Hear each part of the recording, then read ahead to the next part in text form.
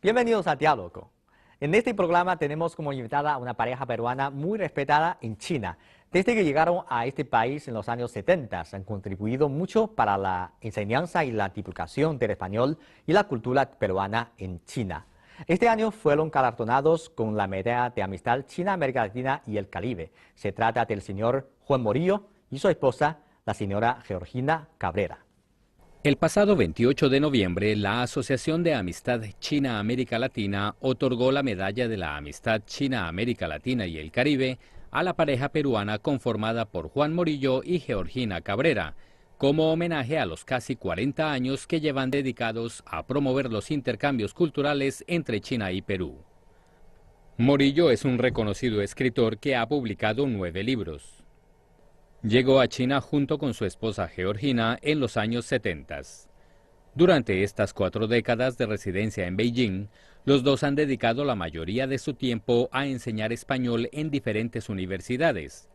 Miles de jóvenes chinos han llegado a dominar este idioma gracias al esmerado trabajo de la pareja. Su contribución al desarrollo de la enseñanza de la lengua española en China está ampliamente documentada en el círculo académico y ha sido objeto de múltiples reconocimientos. A pesar de que ya hace años se jubilaron, los dos profesores decidieron seguir viviendo en la capital china, debido al profundo afecto que sienten por este país. Su deseo es seguir aportando su experiencia y conocimientos al desarrollo de los intercambios culturales sino-peruanos. Bueno, señora Cabrera y señor Morillo, qué placer que estén otra vez con nosotros, con nuestro programa.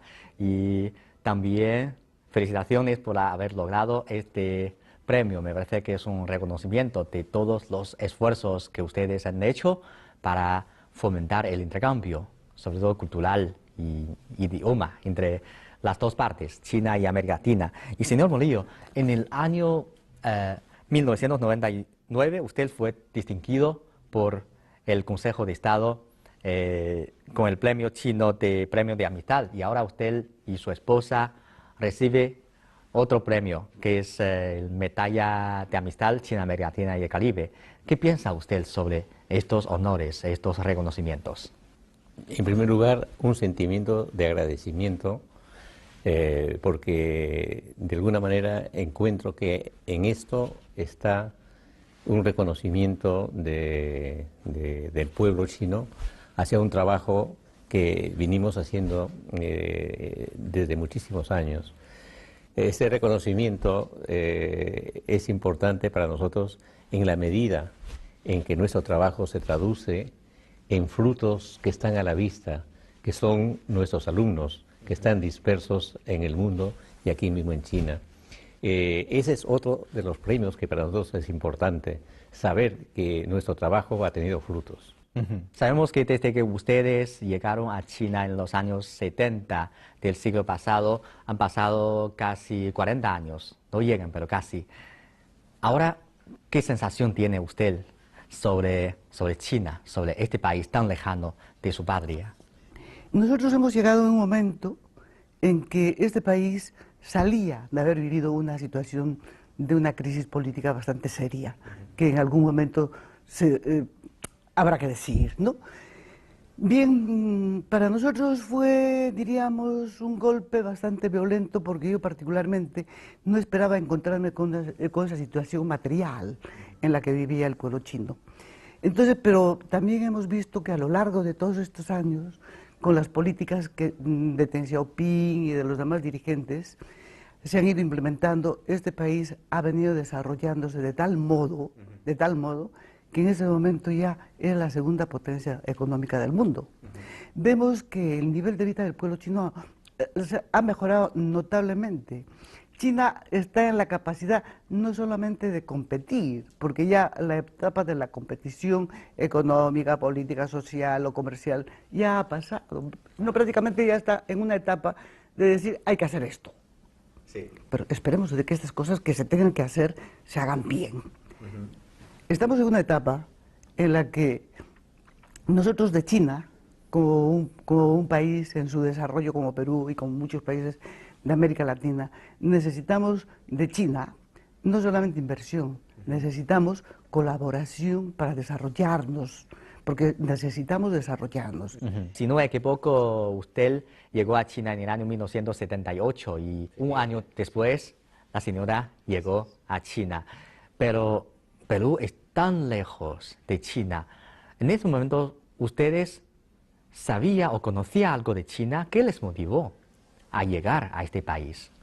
Bien, naturalmente de China conocíamos bastante, porque en aquella época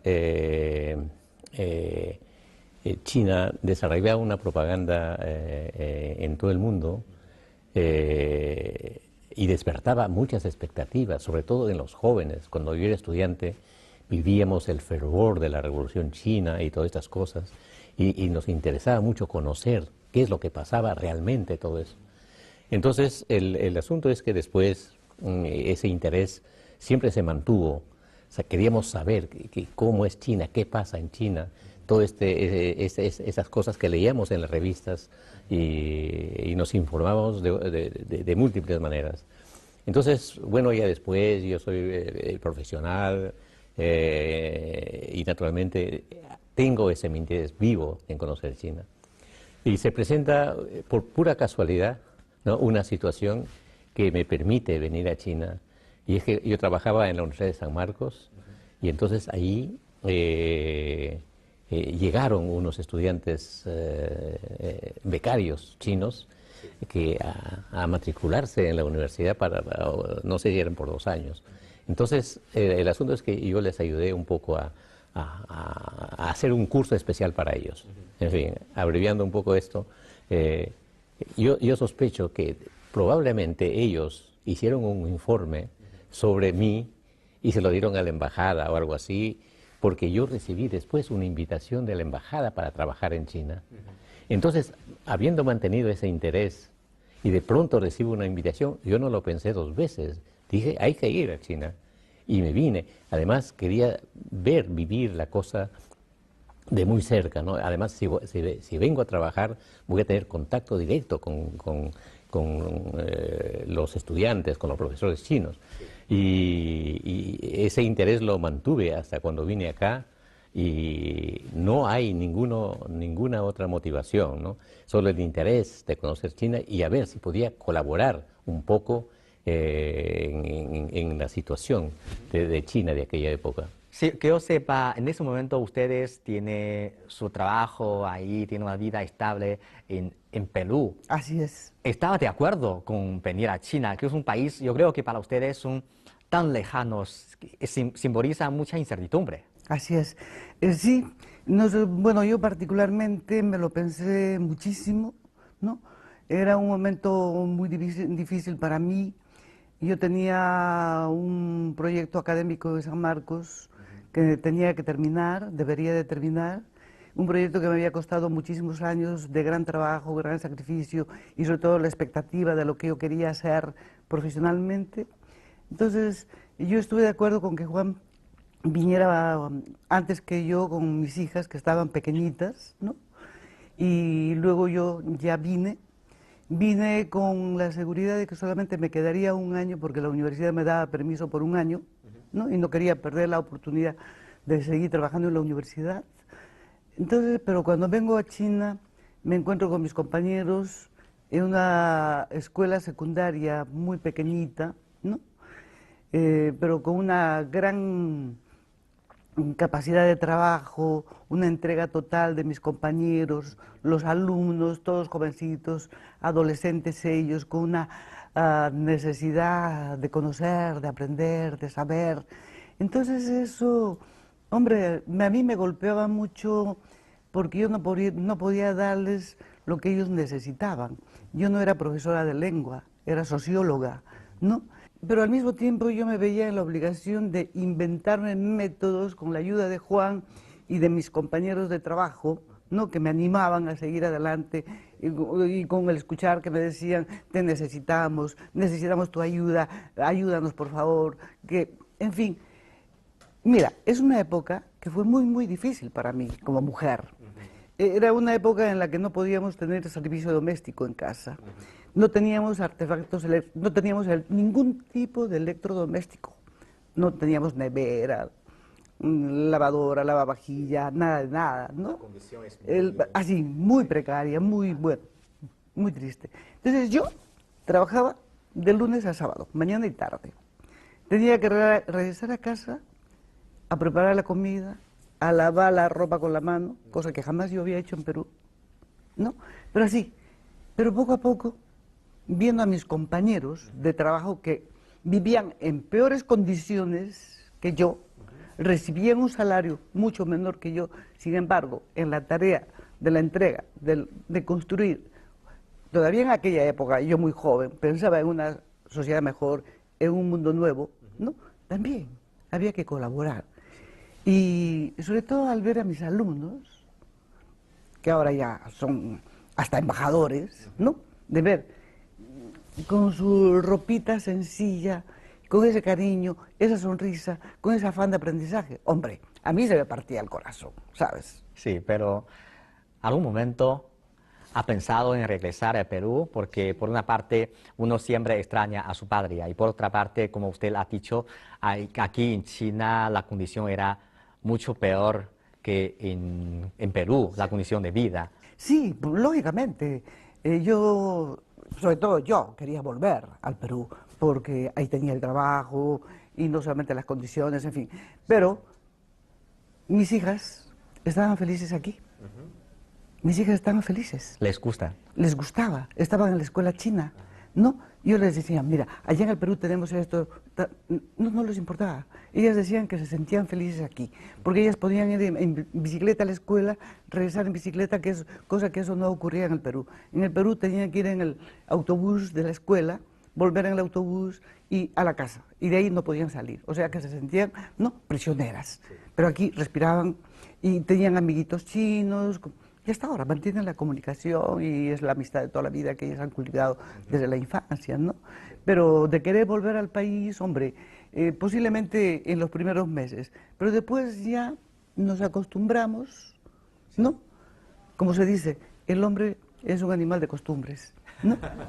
Nos fuimos acostumbrando a la situación y al ver que la situación aquí cada día era mejor, no como en aquella época en mi país, cada día la vida era peor. Aquí ocurría todo lo contrario, todo lo contrario. Sí. ¿Hubiera algún momento que usted pensaba que si no hubiera estado en China, la vida habría sido de otra situación? No, indudablemente, porque el asunto de vivir en China, yo no tuve problemas. Llegué acostumbrado, mejor dicho, a la situación. En esa época, por ejemplo, nos repartían los cupones de racionamiento. O sea, había cosas que podíamos tener una cantidad limitada. Cosas así, incluso de la alimentación. Todas esas cosas yo comprendía y de verdad me parecía vivir una nueva situación y no me motivaba a irme. Me parecía interesante seguir quedándome.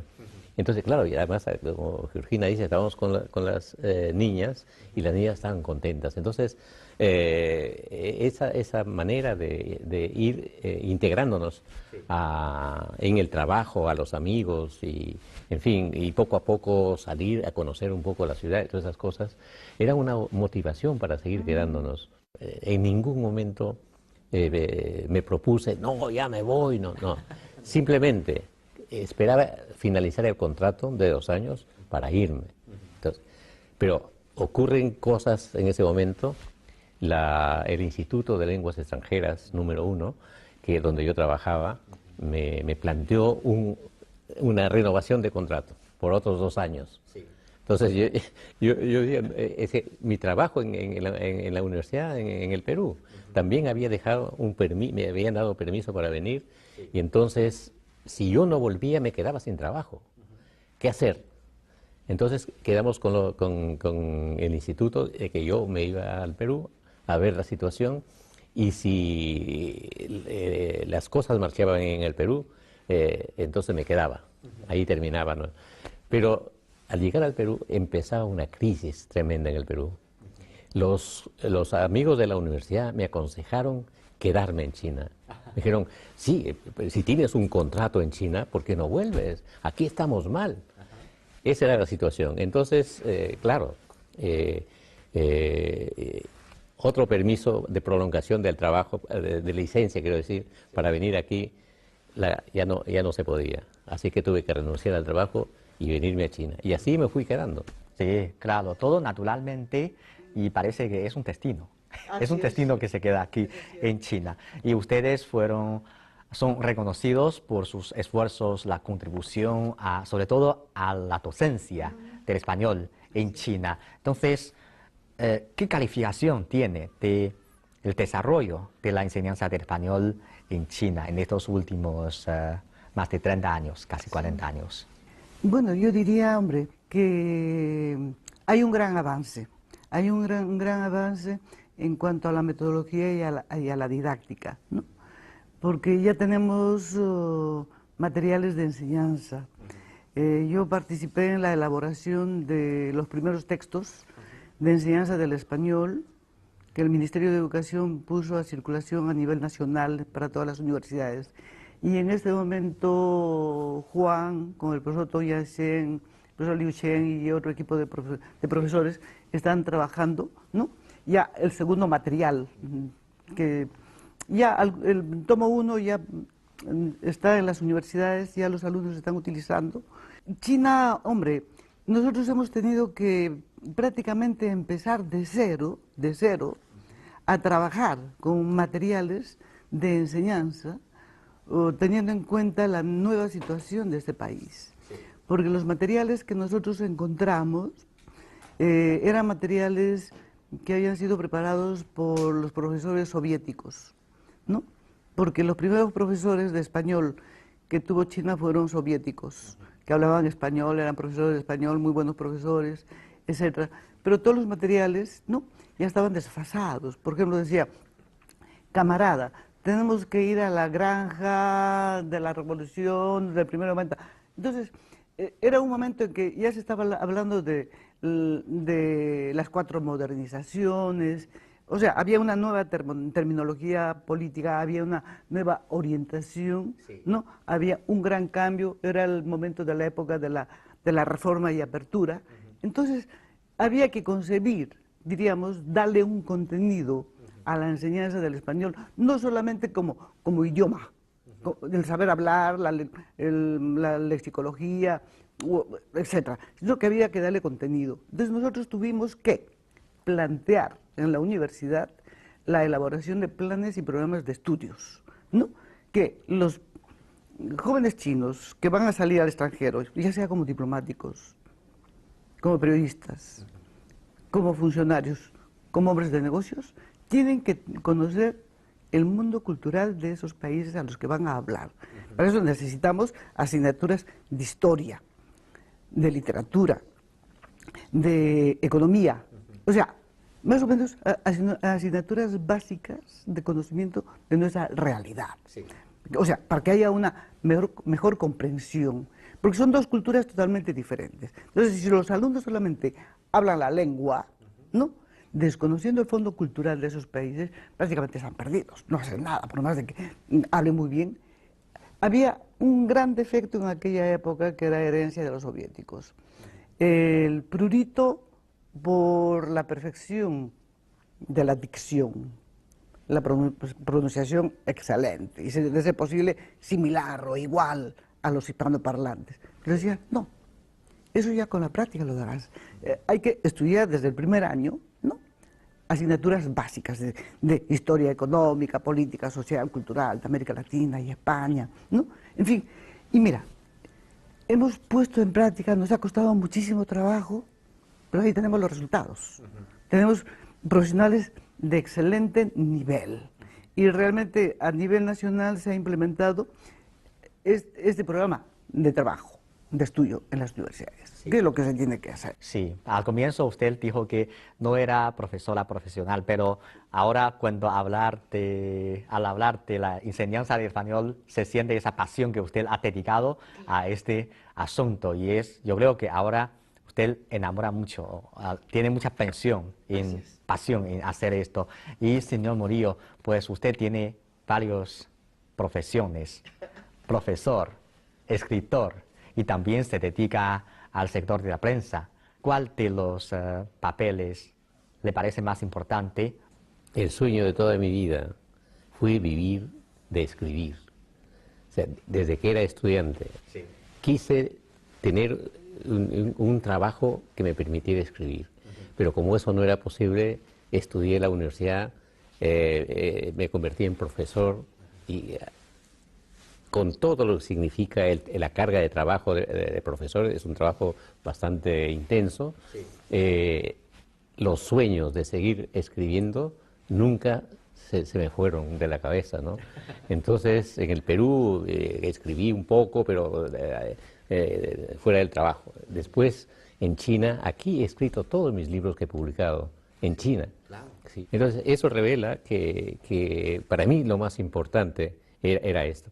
Pero el otro oficio que he desempeñado, que es el de la enseñanza, de profesor, lo he desempeñado desde el Perú, aquí también con mucha pasión, por el hecho de que es algo que me agrada, el contacto con los estudiantes y ver en qué medida estas enseñanzas van dando resultados. Entonces, aquí hicimos con Georgina y con el equipo de profesores de la universidad, hicimos un trabajo realmente interesante. Tratamos de que los alumnos no solamente tuvieran la experiencia del aprendizaje en el aula, en el salón de clase, no, porque eso es académico. Queríamos sacar esta enseñanza afuera. Entonces, invitamos, por ejemplo, a diplomáticos, a hombres de negocios de Hispanoamérica, para conferencias en la universidad, cada semana. Inventamos un periódico mural donde los estudiantes escribieran todas las semanas, como si fuera un periódico, para que ellos ejercitaran el español, pero ya no como una tarea de la clase, sino como una cosa ya, digamos, fuera del aula. Así hicimos muchas cosas. Entonces, y eso lo hacía yo incluso a costa de mi vocación de escritor. Mi vocación se fue quedando. Yo me dediqué bastante a esas cosas con mucho gusto, recuerdo. Hacíamos reuniones en el Hotel de la Amistad con los estudiantes una vez a la semana, preparar comida, pero con invitados hispanohablantes. Y yo recomendaba a los hispanohablantes que iban allí nada de enseñar, nada de corregir, hablar simplemente con los estudiantes. Y los estudiantes hablaban, es decir, alternaban la conversación con todos los que iban a esas invitaciones.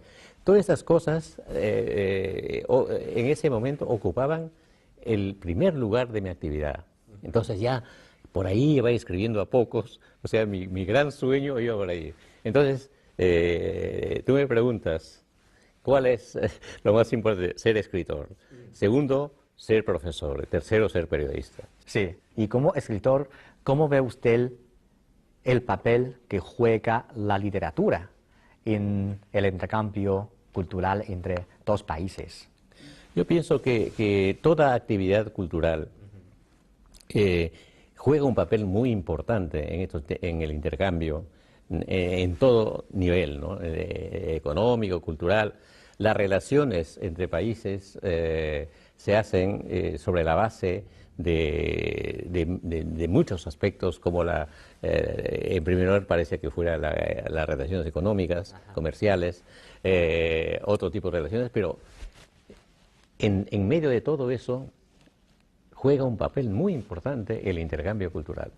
Entonces, la labor de un escritor, digamos, independientemente del contenido de su obra, ¿no? El hecho mismo de que la obra circule puede contribuir a beneficiar de alguna manera a este intercambio, ¿no? En fin, eso depende del rol que se le asigne también, pero yo creo que es sumamente importante. Este año se cumple el aniversario 45 de la fundación del establecimiento de relaciones diplomáticas entre China y Perú, y ustedes se quedan en China casi 40 años. Podemos decir que ustedes son testigos, ¿no?, de ese intercambio sobre todo intercambio cultural entre los dos países. ¿Qué puede decirnos sobre esto? Bueno, lo que puedo decir es que felicito a China de que realmente le dé importancia, ¿no?, a su política cultural en el exterior, cosa que desgraciadamente no pasa en otros países. Hay un recorte de presupuestos, por ejemplo, en España, en México, en otros países, incluso en el mío, ¿no?, que no se le está dando la debida importancia a la política cultural, ¿no?, del país en el exterior, mientras que China sí, porque también como nosotros desde que llegamos a China con Juan, tratamos de hablar con las diferentes embajadas a fin de que ellos organizaran ciertas actividades culturales, porque la imagen de un país hay que venderla a través de la cultura. O sea, la avanzadilla cultural de un país es muy importante para el conocimiento de ese país, que va a favorecer al entendimiento, ¿no?, nuestro. ¿Cómo vamos a conocer o cómo vamos a querer a un país si no conocemos su cultura, si no sabemos cómo es? Y para esto hay que hacer una proyección, y sí, China la está haciendo. Claro, justamente el año 2016 fue establecido como año de intercambio cultural entre China y América Latina. Y hace poco tiempo el presidente chino Xi Jinping visitó a 3 países latinoamericanos. Y durante su estancia en Perú, él junto con el presidente Kuczynski asistieron a la clausura de este evento. ¿Y tiene usted algunas sugerencias o ideas o propuestas sobre cómo mejorar ese tipo de intercambio, sobre todo cultural, entre China y América Latina? Hay un punto, digamos, en el que hasta hoy se sostiene más o menos el intercambio cultural entre China y Perú, que es el intercambio de estudiantes y de profesores, porque hay presencia de estudiantes y profesores en Pekín, y no estoy muy seguro de si pasa lo mismo en Perú. Pero ahí tenemos un soporte importante. Pero luego hay actividades culturales que se pueden promover. Digamos, en años anteriores ha habido aquí eventos culturales peruanos, por ejemplo, grupos de danza, grupos de música, hay una variedad muy grande en el aspecto de la cultura para promover ese tipo de cosas. Yo creo que ese sería un punto importante, de buscar esos puntos y tratar de darle más importancia y de promoverlos, ¿no? Sí. A China la conocemos poco y mal, ¿no? Entonces, ¿por qué? ¿Qué pasa? Por ejemplo, yo no puedo leer a Moyang. ¿Por qué? Tengo interés en leer, aunque sea una novela de él, pero no puedo. ¿Por qué? Por las pésimas traducciones. Realmente se tiene que dar... yo he hablado con varios amigos chinos, ¿no?, que tienen un gran nivel y que podrían traducir muy bien, pero claro, lo que sé es que desgraciadamente los traductores no están bien remunerados como para dedicarse a esta tarea de la traducción. Pero es muy importante, y creo que sería una gran inversión de parte de China, promover, diríamos, a un equipo de traductores para, en este caso, la literatura china o la cultura china en general, por lo menos en el mundo hispanoparlante, casi no se conoce. ¿No? Y lo poco que se conoce, ya te digo, se conoce y mal. Y por otro lado, se tienen versiones del inglés o del francés, del alemán, pero que lógicamente traducción tras traducción en el camino se va perdiendo el contenido. Sí. Hay que darle más importancia diríamos, al cuidado de la traducción de las obras. Estoy de acuerdo que todavía hay muchos factores que debemos mejorar, pero lo bueno es que ahora ambos gobiernos, tanto gobiernos de China como gobiernos de los países latinos, ya tienen esa conciencia, ¿no?, de fortalecer ese cambio, y eso es muy importante. Muchas gracias a ustedes y una vez más, felicidades por haber logrado este premio. Muchísimas gracias. Gracias a ustedes. Nosotros estamos muy complacidos de haber venido a charlar un poco sobre esos asuntos que para nosotros son muy importantes. Muchas gracias a ustedes.